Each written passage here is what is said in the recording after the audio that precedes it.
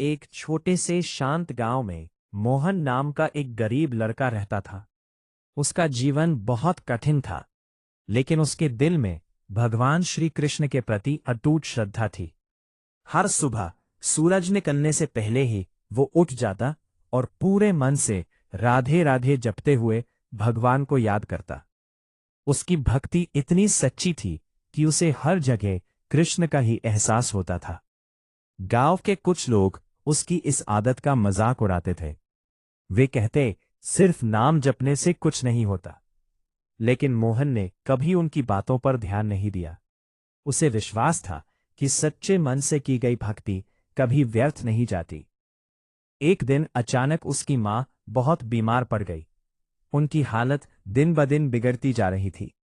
घर में पैसे नहीं थे, जिससे दवा खरीदना भी मुश्किल था। मोहन बहुत दुखी और चिंतित हो गया, लेकिन उसने हिम्मत नहीं हारी।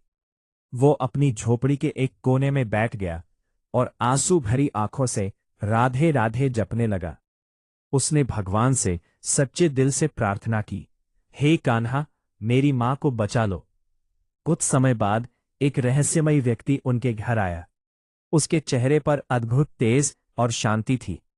उसने मोहन को दवा और कुछ पैसे दिए और बिना कुछ कहे वहां से चला गया। जब मोहन ने बाहर जाकर उसे ढूंढा तो वो कहीं दिखाई नहीं दिया। कुछ ही दिनों में उसकी मां पूरी तरह स्वस्थ हो गई।